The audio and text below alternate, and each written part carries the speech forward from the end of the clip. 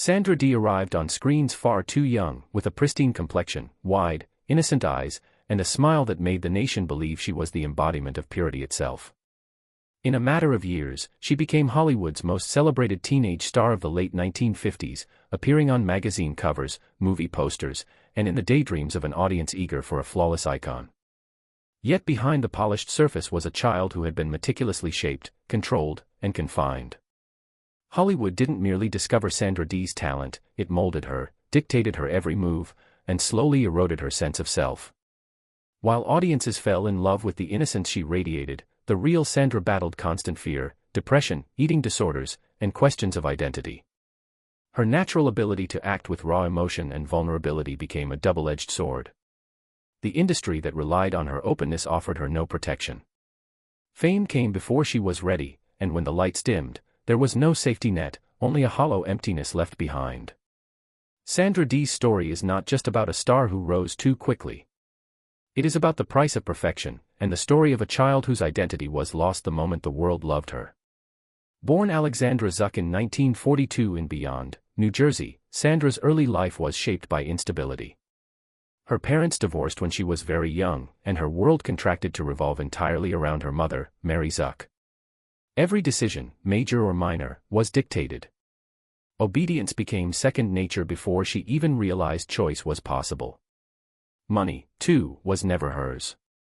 Earnings from modeling, photo shoots, and advertisements flowed directly through her mother. Sandra learned early that her value was measured in contracts, yet control over those earnings belonged entirely to someone else. Childhood quickly gave way to work. By the age of 4 or 5, she was in front of cameras, holding expressions until adults deemed them perfect. One assignment followed another, and evenings ended in hotel rooms with tutors and schedules for the next day, leaving little space for play or normal socialization. Compliance was praised, deviation was not tolerated.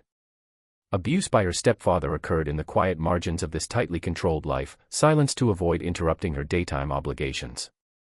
Sandra learned to compartmentalize, separating private trauma from public performance.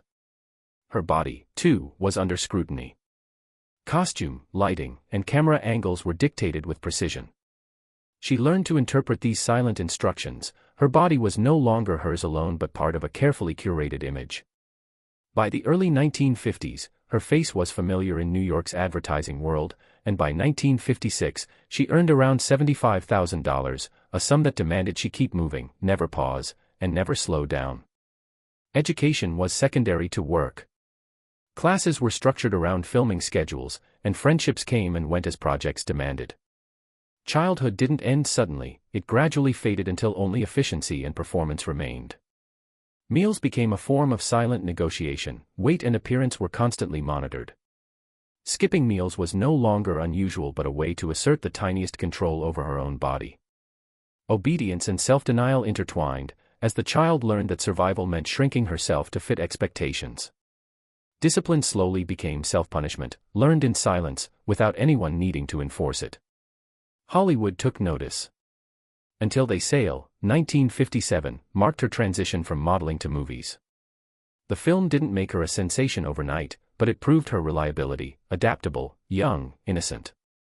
Later that year, a Golden Globe for New Star of the Year cemented her place in the studio system. Universal didn't just sign an actress, they signed the right to manage an entire image. Every public appearance, hairstyle, and outfit was planned. Growing up naturally was no longer an option, it had become a production to be managed. By 1959, Imitation of Life propelled Sandra to the height of cultural recognition. The film earned over $50 million, and her face became inseparable from the innocence audiences expected. Gig reinforced the archetype, cheerful, sweet, non-threatening. She wasn't just an actress anymore, she was a symbol of reassurance, a model of youthful perfection. Audiences didn't seek transformation, they sought the familiar. Any deviation threatened her career. Yet the protective system was also suffocating. Roles demanded the same innocence, maintaining her body was part of the job. Long hours, constant publicity, and public appearances left no room to simply exist. Marriage to Bobby Darin added further pressure. Pregnancy and miscarriages unfolded in private, unmarked by public rituals. Medication, first for stamina, then for emotional endurance, blurred lines with dependence. Alcohol became a means of escaping grief and exhaustion. The trauma of childhood persisted, shaping relationships, intimacy, and self-worth. Patterns learned as survival mechanisms carried into adulthood, dictating behavior in ways neither she nor those around her fully understood. Conflicts with Bobby were not simply marital disputes, they were collisions of unhealed histories. Divorce wasn't about a lack of love, it was about the impossibility of carrying an entire lifetime of unprocessed trauma while sustaining the public image. After Bobby's death at 37, isolation deepened. Alcoholism intensified, eating disorders worsened, and life became slow, heavy, and quiet. The system that had once guided her no longer existed, leaving her alone with memories and wounds never fully addressed. In 1994, Sandra published Dream Lovers, reclaiming her narrative. The memoir confronted abuse, eating disorders, grief, and alcoholism, not to revive her career, but to assert agency over a life long silenced. It didn't erase the past but repositioned it, transforming invisible control into something she could face.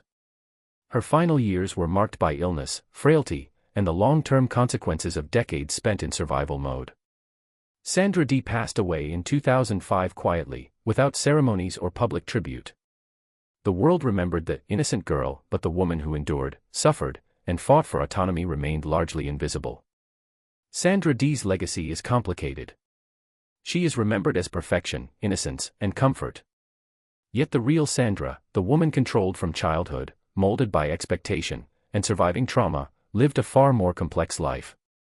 She didn't collapse suddenly, she eroded slowly, through controlled meals, unspoken suffering, and unacknowledged grief. The tragedy was not that she became an icon, it was that she was never allowed not to be one.